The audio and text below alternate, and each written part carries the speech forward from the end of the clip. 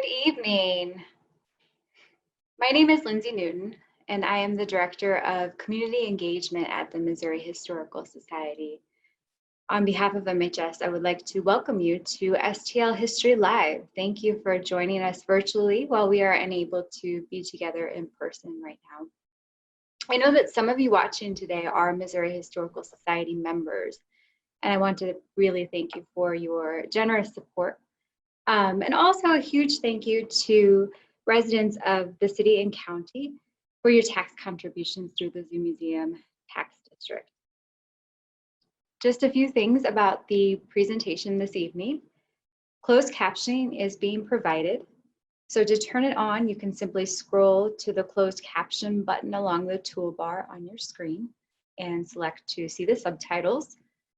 Also, this will be a roughly 25-minute presentation followed by 10 minutes of questions and answers. You can submit questions through the Q&A button this evening. That's again in your toolbar, and we would prefer for you to wait until the end to submit questions. If you submit them early, that's okay, but it'll be more likely that we'll see them all if they're submitted later when we're in Q&A mode. Please know that we will do our best, but we may not have enough time to answer all questions, but there is a way for us to follow up with you if your question was not answered. Tonight's presentation, Rhythm on the Mississippi, How Riverboats Shaped St. Louis Music in the Early 20th Century. So this conversation will center around music, and thus our presenters have decided to provide you with a playlist of the songs that will be discussed tonight. In just a moment, I will post in the chat box the link to that playlist on YouTube. And also, just in case that does not work out for you, everyone who has logged in this evening will receive an email with the link to that YouTube playlist in it later this evening. So keep an eye out in your inbox for that. And lastly, tonight's presentation is being recorded. So if you'd like to view it again or share it with someone else you think might enjoy it, it will be posted on our MHS YouTube channel early next week. And now I'm going to turn this over to our speakers, our very own Missouri Historical Society Library Assistant, Magdalene Link, and guest presenter, local musician and music historian, TJ Muller. Take it away, Magdalene and TJ. Thank you. All right.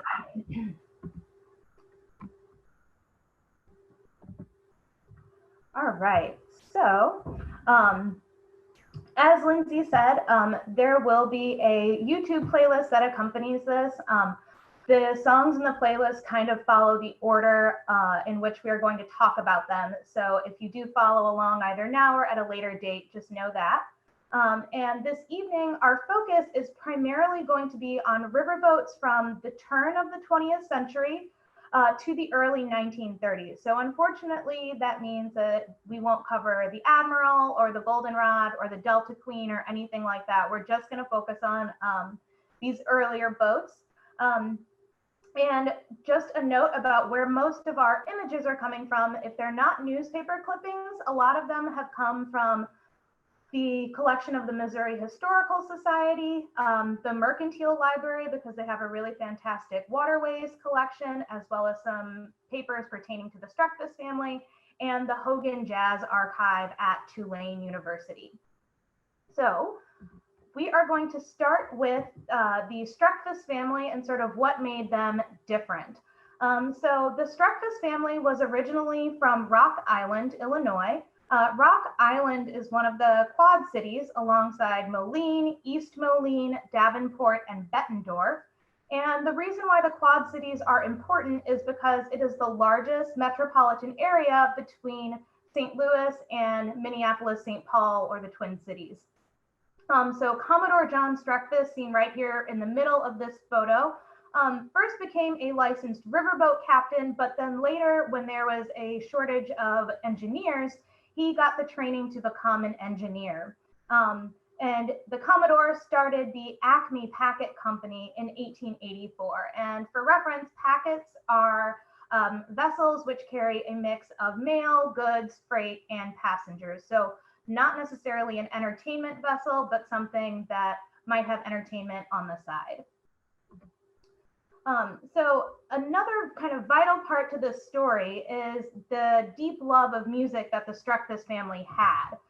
In 1900, the Commodore, seen here playing the violin, installed a calliope on the city of Winona. And he did this as a way to drum up business. And this was sort of the first big example of the family getting into the music side of things. Previously to this, they had had music maybe only for special occasions, sort of one-off things, but this installation of the calliope was really an important step forward for them. And the calliope will continue to be important to this story and will be important later once TJ gets into the story of Fate Marable.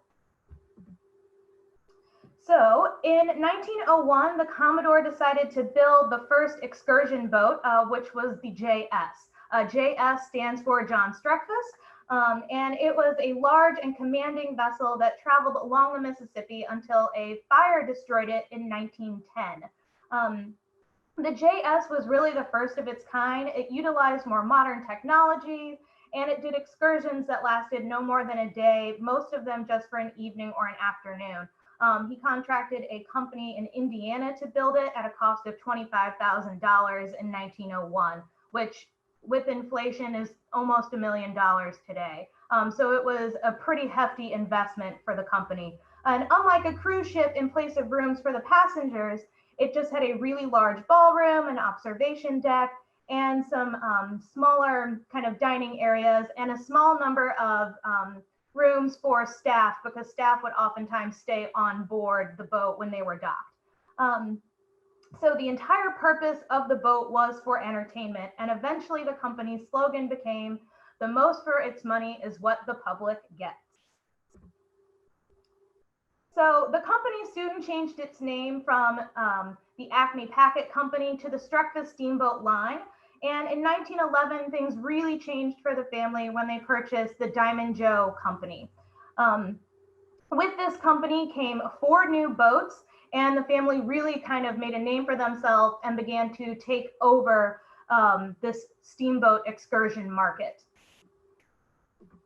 And the Streckfus Company's boats ran from St. Paul to Davenport to St. Louis to New Orleans along the Mississippi River, and eventually they would expand along the Ohio River and go as far east as Pittsburgh. So this is a timeline of boats that were owned by the Streckfus Company. So it starts with the earliest boat, a packet, the Freddie, which they had very early on. And then, you can see the city of Winona, which is the one that they installed the calliope on, the JS. The second column all shows boats that were acquired in their deal with the Diamond Joe Company. What's interesting about that is that after the first JS burned down, the Commodore decided that it was far more financially sound to take boats that were ruined and damaged and to refurbish them and put those back on the water instead of starting from scratch. So that's what that middle company is. And admittedly, it can be a little bit difficult to keep track of the names of these boats kind of as we move forward. Dewey Jackson, a St. Louis trumpet player and band leader, joked that the boats would start off the summer with one name, and by the time they'd be heading back north from New Orleans, they would have a different name.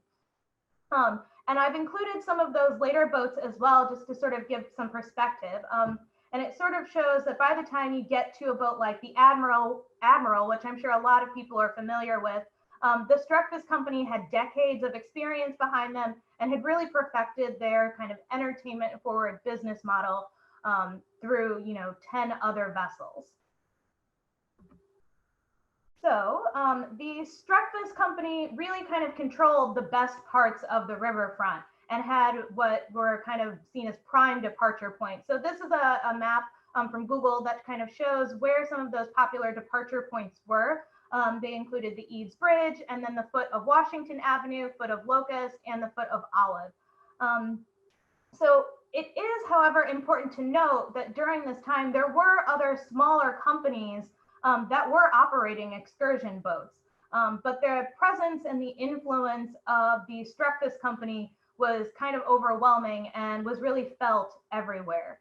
So I've noted some of the most common departure points here, and you can see that, you know, if you were to go to the riverfront today, it's very similar to where you would kind of get on a boat now.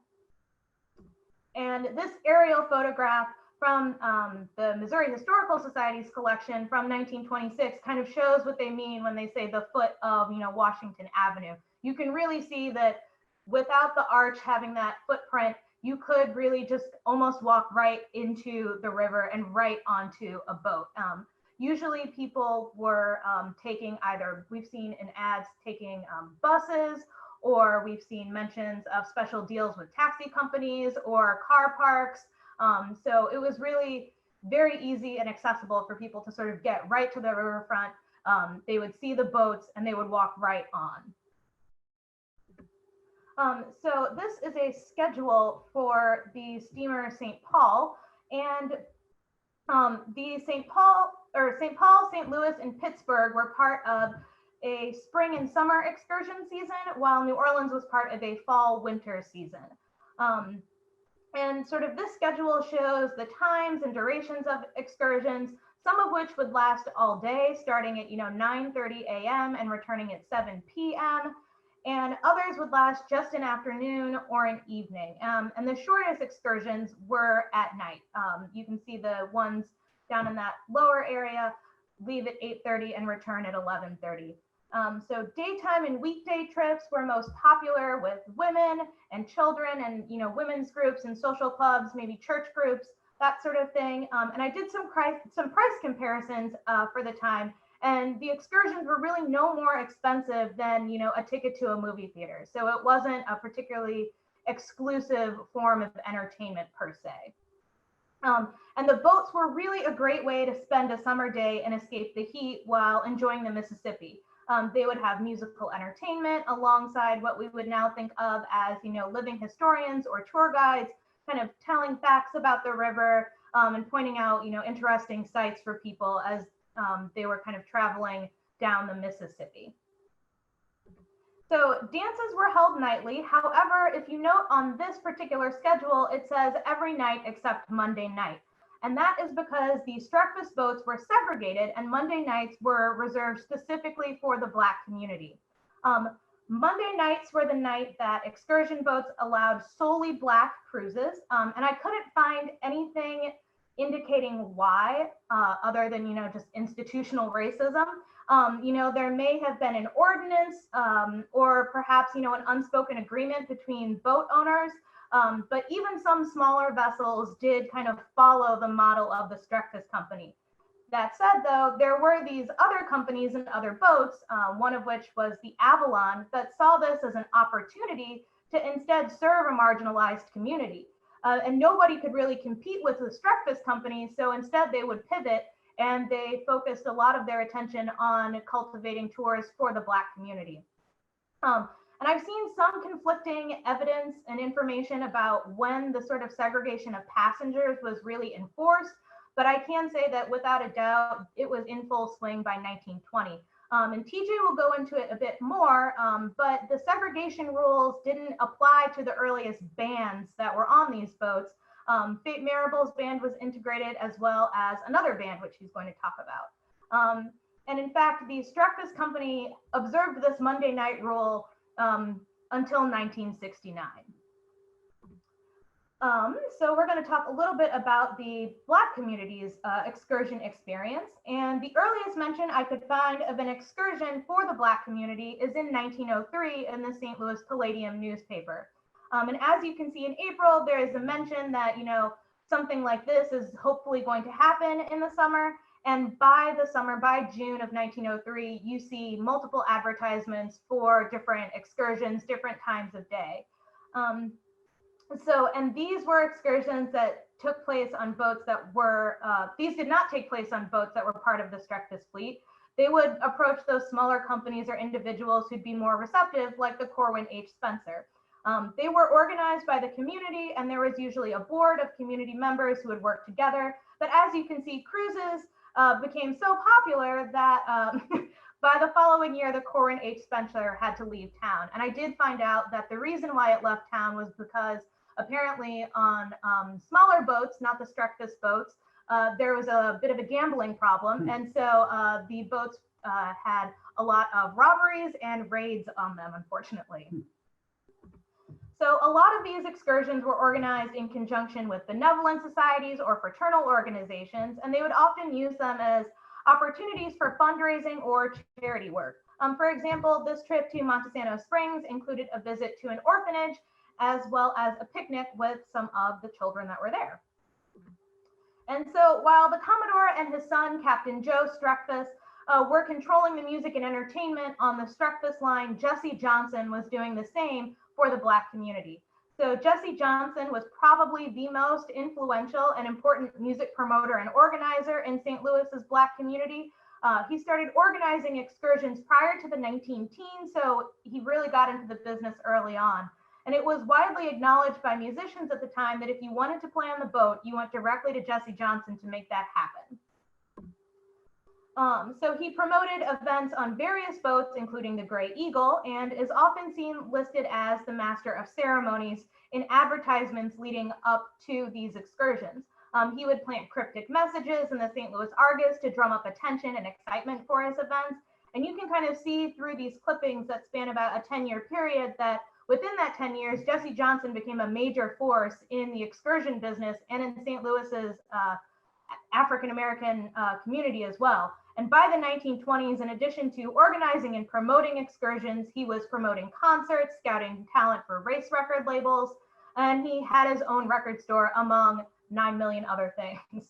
And Johnson was eventually given offered a prominent role booking entertainment for the Strekfus Company alongside band leader Charles Krepp, but they decided to kind of turn it down and just work for them on an occasional basis because of their Monday night segregation rule. So instead, Johnson pivoted and would often book the same bands that Strekfus was booking on a different boat and drum up just as much excitement and just as much attention. And so the last thing I'm going to talk about is the story of how Jesse Johnson almost sank the St. Paul, the Strekfus St. Paul. So he worked with Lil Hardin Armstrong, one of Louis Armstrong's wives, and he booked the Alfonso Trent Orchestra and the Floyd Campbell Band featuring Louis Armstrong for a battle of the bands. Unfortunately, though, they did not limit the number of tickets sold, and when I believe 5,000 people tried to come onto the boat and crowded on, the boat didn't make it very far before it started to sink, and it immediately had to turn around and come back to shore, which inevitably saved a bunch of lives. So with that, I'm going to pass it over to TJ, who's going to focus more on the music side of things. Great. Hello out there. Let's see, let's get started here. Can I move a tiny bit? Thank you. Okay. So in American culture, jazz music seems to be synonymous with the Mississippi paddle wheel riverboats. As a performer of historic jazz styles, I've worked on riverboat cruises and excursions along the Mississippi, mostly out of St. Louis, attempting to recreate for passengers the atmosphere of the classic age of riverboat music. This sparked a desire to dig a little bit deeper into the reality of what this music really was. What, if anything, made it unique? And what was the experience of performing it for the musicians who worked on these boats from the turn of the century through the jazz age?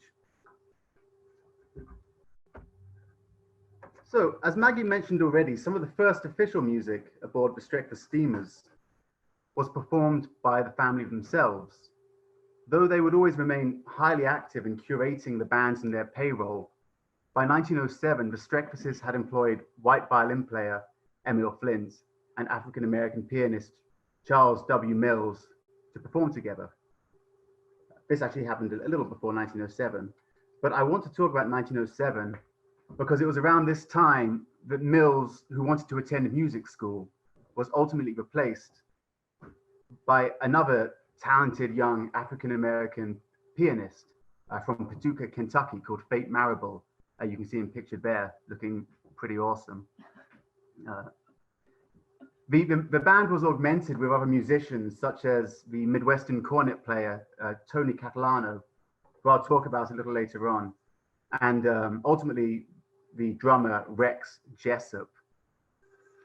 So this band would have played popular songs of the day, new hits, ragtime, as well as classics. Patriotic numbers, such as Your Grand Old Flag, proved a popular hit for Fate Marable on the boats. We also have written record of Marable performing tunes such as the Gabby Glide, which is a very ragtime type of piece, and Everybody's in Slumberland but You and I. That one's a softer, a waltz. So let's move on here. A distinction of the riverboat pianist could perhaps be the ability to double on the calliope. Now, I want to say at this point that in riverboat culture, in the river world, the calliope is often pronounced calliope, and so I apologize. I'm gonna continue to say calliope because it's just what I'm used to. But if you correct me, I will concede that you're right. The calliope was a tremendously loud, steam-powered instrument operated by a keyboard comprised of 28 copper keys. Oh, Maggie, you're not in the picture anymore. Do you mind? Oh, okay. So we've included footage of the calliope in action, and it's the first video on the playlist. Don't watch it now. Pay attention to me. Thank you. The calliope was situated on the upper deck, although there would sometimes be an additional electric calliope by the bandstand.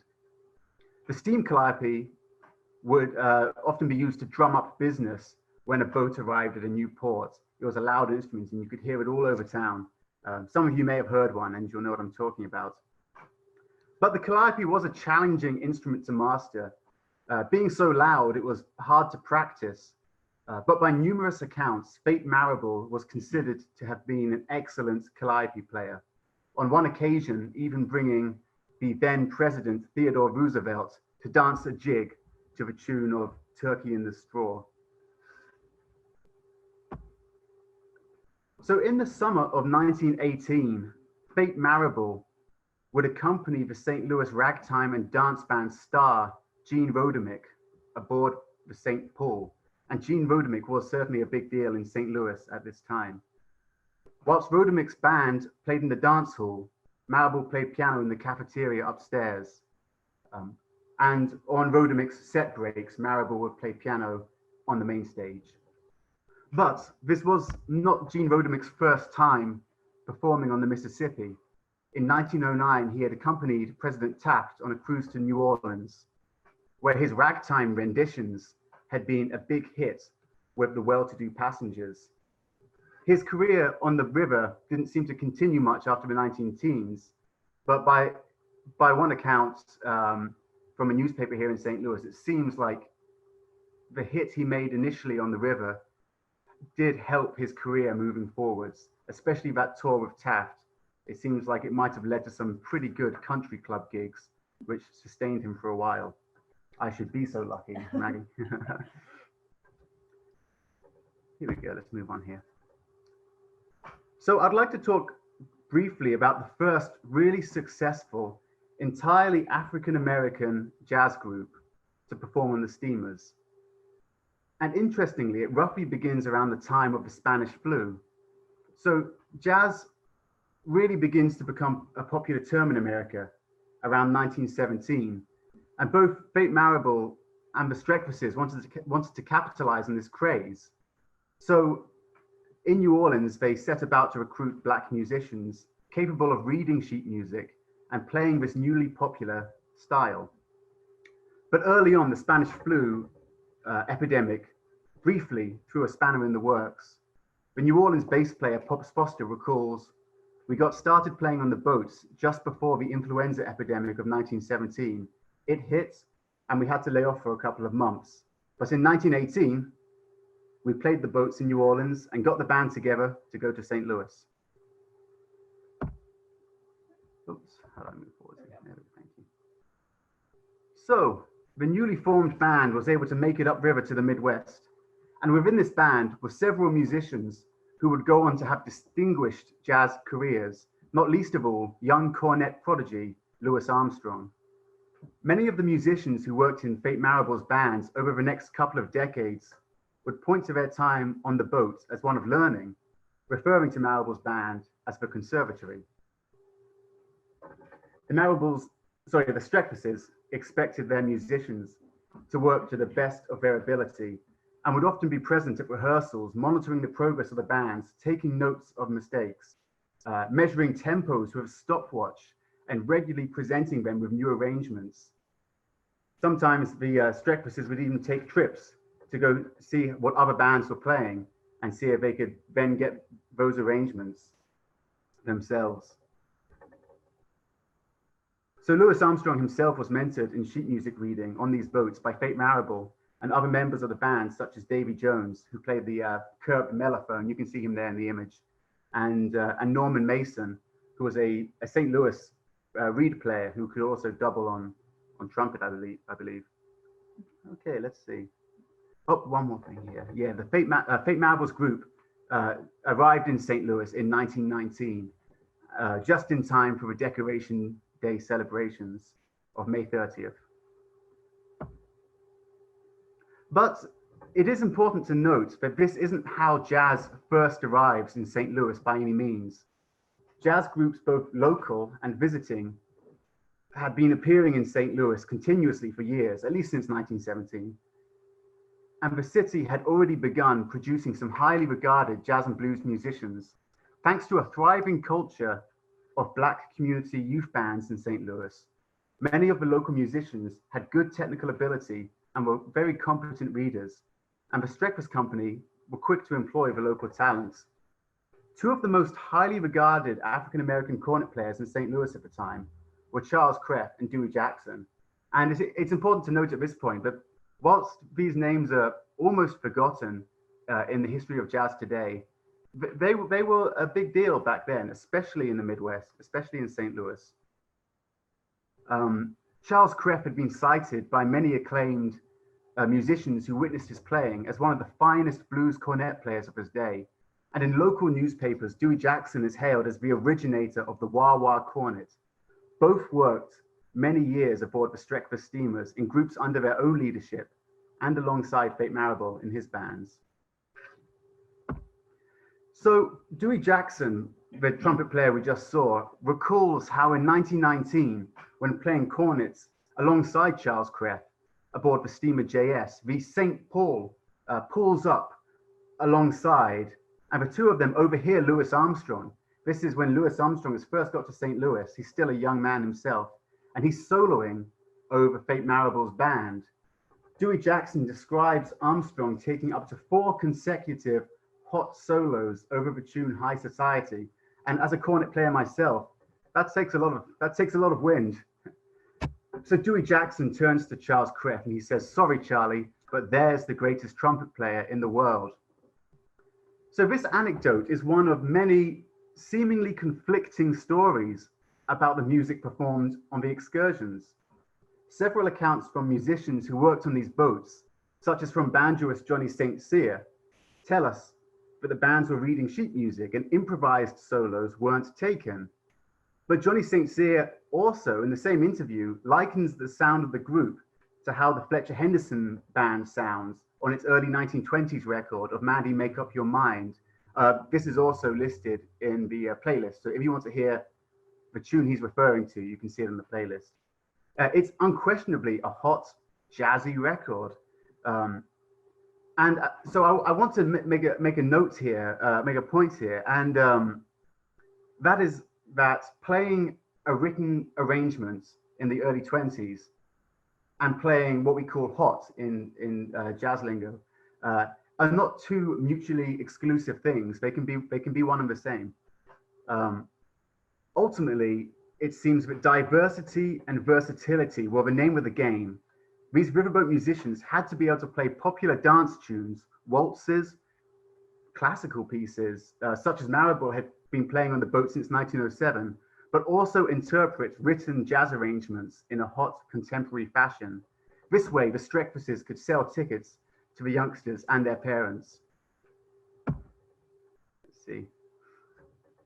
Luckily, we don't have to rely on guesswork alone to build an idea of how some of these bands sounded, and we do have some recordings. In 1924, Fate Marable Society Syncopators record two sides of the OK record label. On these records, we can assume that written arrangements are most likely being used. There's Frankie and Johnny, which we can see here, has a classical Wagner reference in the intro. But then we also get to hear a hot solo on trumpets taken by Amos White. In 1926, Dewey Jackson's Peacock Orchestra records a tune called Capitol Blues. He was performing on the steamer Capitol at the time.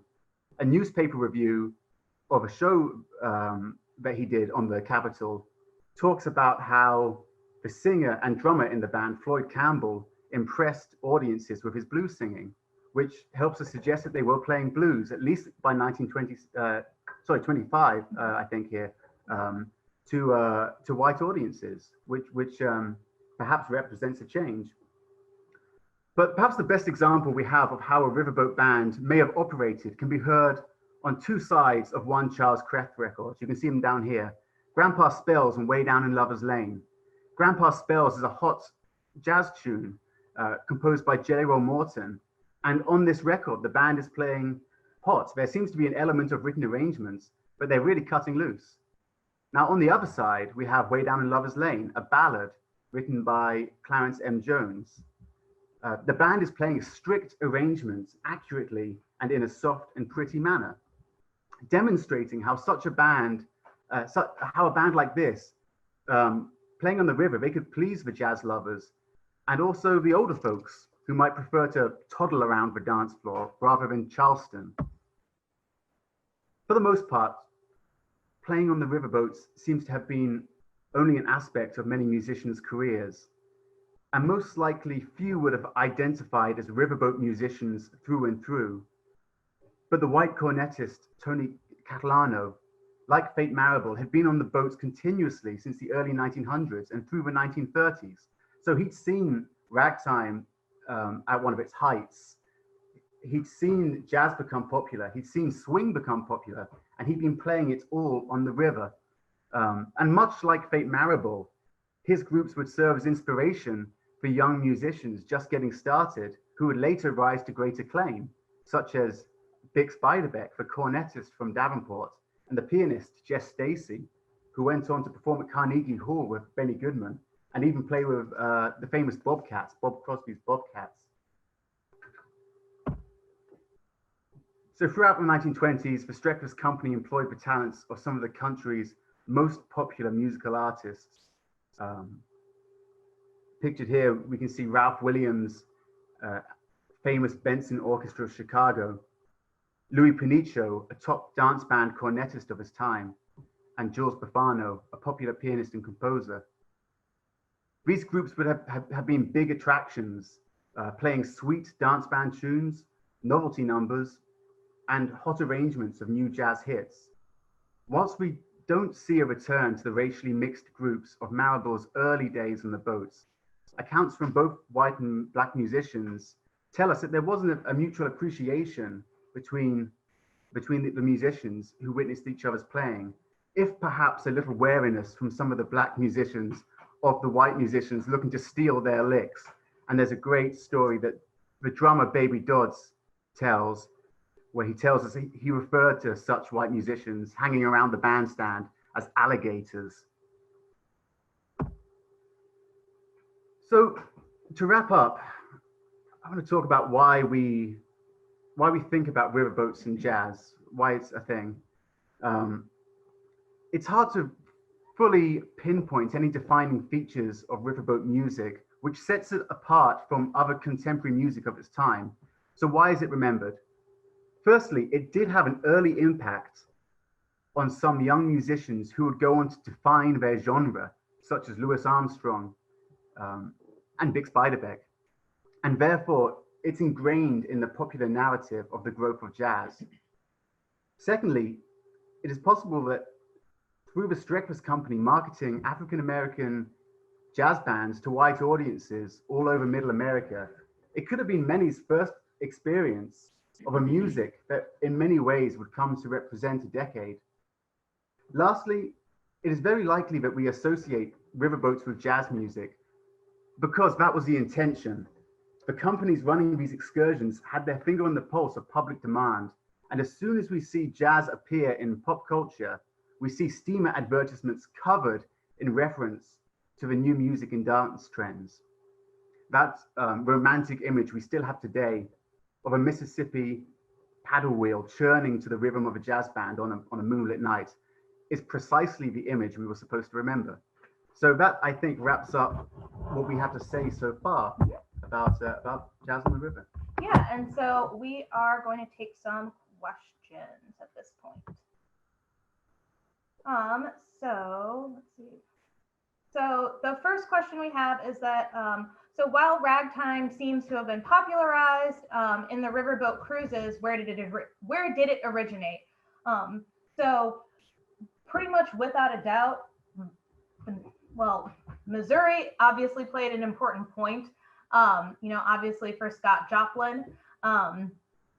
Is there anything you want to add? I mean, he does work at the Scott Joplin State Historic Site sometimes. So it's pretty a question that we're done with. So let's see. So our next question is, can you explain a little bit more about what hot jazz thank you. is? I was concerned that this might be an issue. So yeah, hot jazz. It's one of those terms which can be a little hard to define, like swing. I mean, swing has been a term in music since the ragtime era, but it has a totally different meaning now. And when I say hot, I mean that it's lively, it's got a beat, it's usually it means it's perhaps more up tempo and more percussively played. It's often a term that jazz musicians will use when referring to a music that's kind of kicking, if you know what I mean. I hope that answers the question a bit. Oh, Hannah.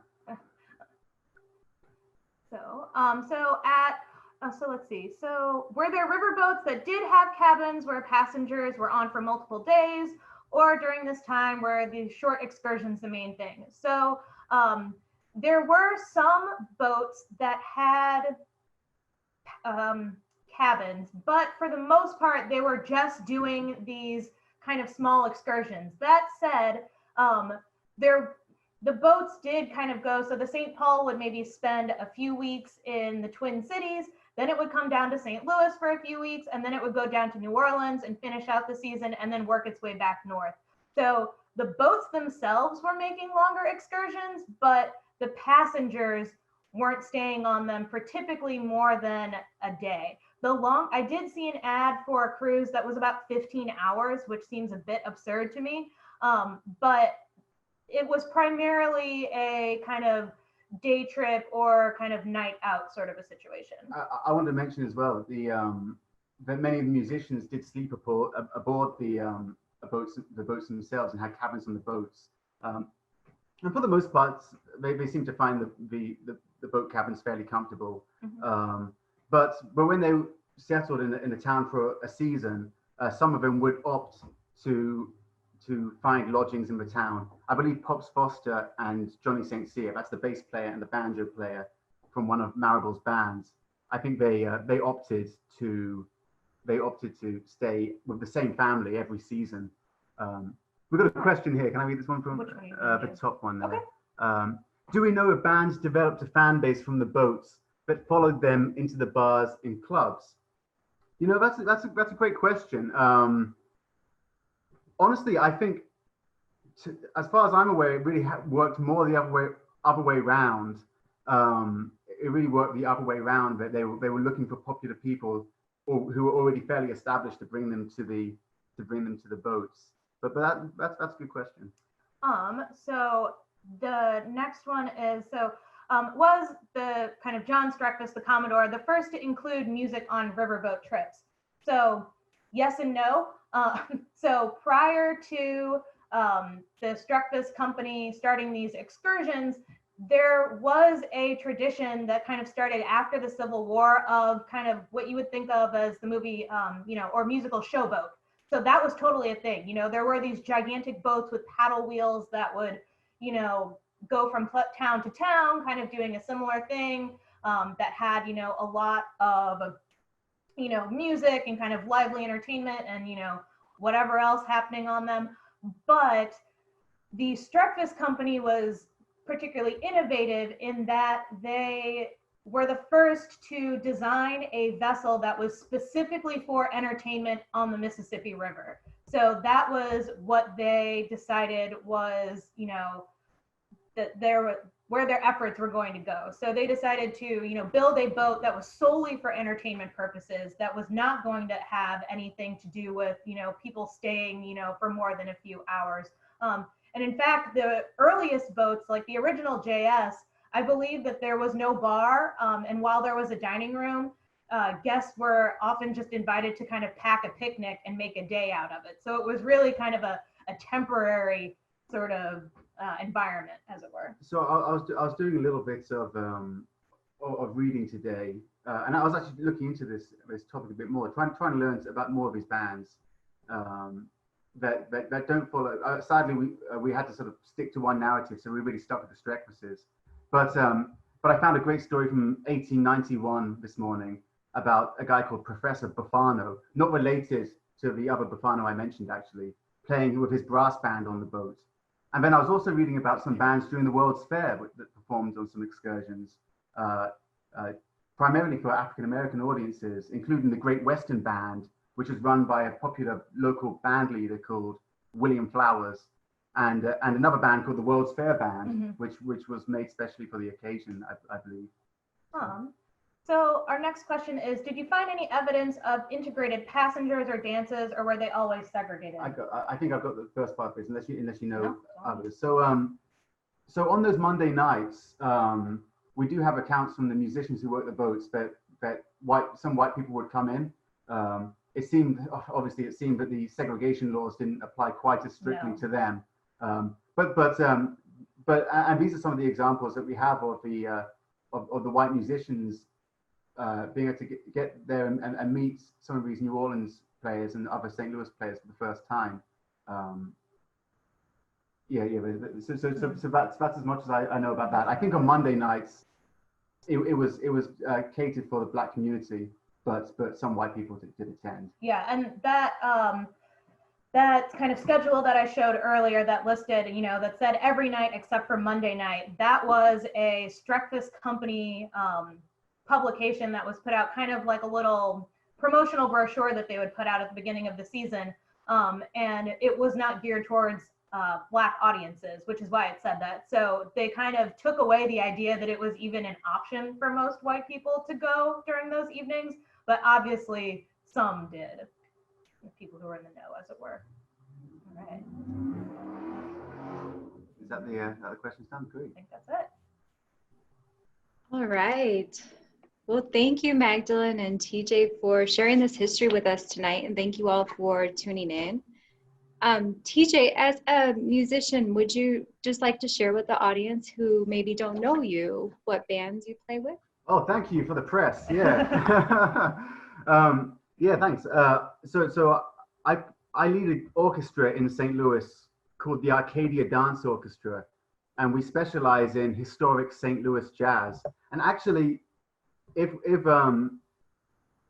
we're able to do this summer, we're actually booked to do a riverboat concert open to the public. I believe it's going to be in August sometime. So if it still happens, we'll be talking about riverboat history whilst playing the music of the riverboats on the boats. So that's my main project. I also play in a group called the Gaslight Squares, and that group celebrates traditional jazz music as well. Thank you. Thank you again, both of you, for giving such a wonderful presentation tonight. And to our audience, we would love for you to join us next time. As you can see on the screen, we have 2 to 3 programs each week that are offered online, STL History Live. And you can always go to our YouTube playlist to see ones that have already happened in the past. Tomorrow afternoon, there will be a 25-year retrospective of St. Louis's Bosnian community. So check those out if you have the chance. You can always visit our website, mohistory.org, or Facebook for more listings coming up in the future.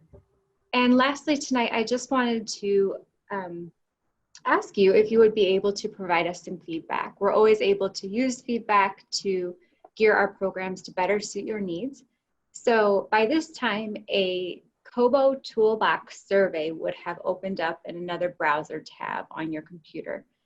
It is not a spam, but it is our survey. And if you have a moment to fill out our questions, it would really be helpful for us. So thank you. Thank you again for tuning in tonight. We hope to see you next time. Bye, everybody.